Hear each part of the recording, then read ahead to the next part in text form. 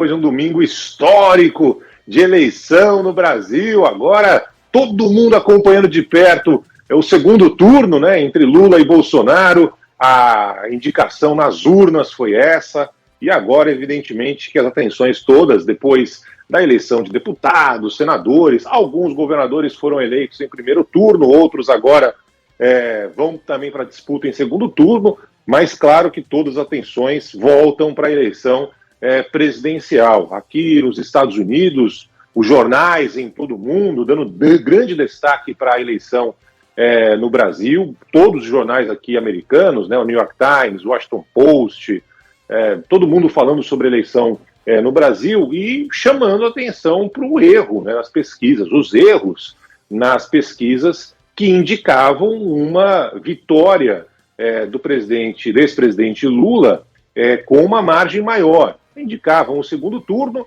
mas com uma margem mais folgada. Isso não aconteceu. O Bolsonaro chegou a liderar boa parte da contagem de votos, até que lá no finalzinho o Lula acabou vencendo, né, mas com uma diferença muito, muito menor do que os institutos estavam mostrando. Isso chama a atenção da imprensa internacional. E, claro, chama a atenção de todo mundo no Brasil, né?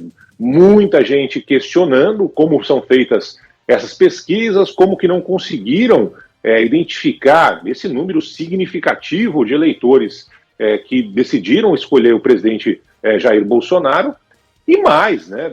A gente não está falando de erro, aquela história assim, não, a pesquisa não conseguiu aferir o índice em lugares distantes. Não, as pesquisas, no plural, erraram feio em São Paulo, né? Convenhamos, tem os grandes centros de pesquisa ficam em São Paulo, e foi justamente em São Paulo onde houve uma mudança abissal daquilo que os índices mostravam, né? Por quê?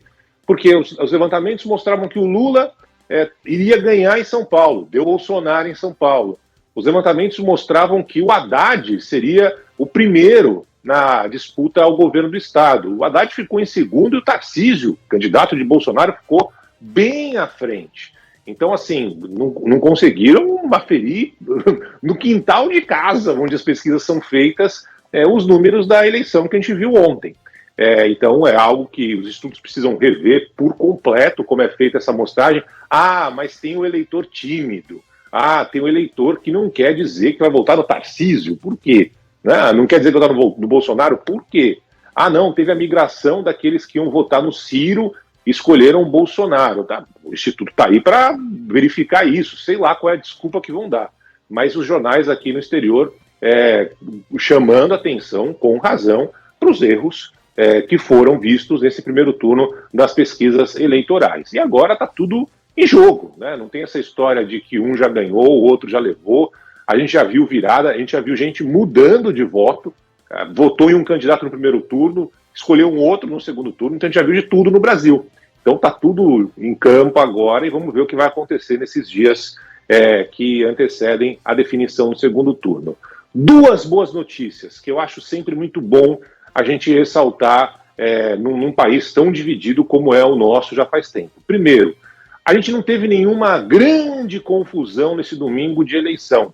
Teve mais confusão fora do Brasil, na Suíça, aqui em Nova York, e tal, discussão e tal, do que no Brasil, o que é muito bom. Cada um foi para a urna, escolheu quem achou que devia escolher, votou em quem gostaria de ver eleito, e vamos nessa. Assim que se faz democracia mesmo. Então, ótimo.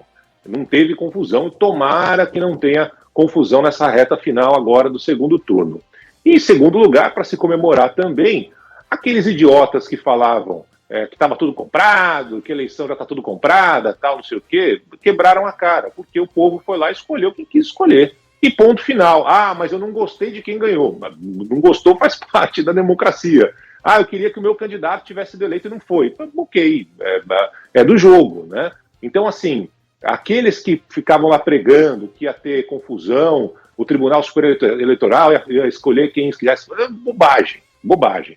Mais uma vez, a confiança da eleição no Brasil se fez presente. Aqui nos Estados Unidos já teve pronunciamento do governo americano parabenizando a eleição no Brasil da forma democrática que foi feita, da forma da lisura na eleição, ou seja, ganhou quem tinha que ganhar mesmo, quem tem mais voto foi eleito e ponto final.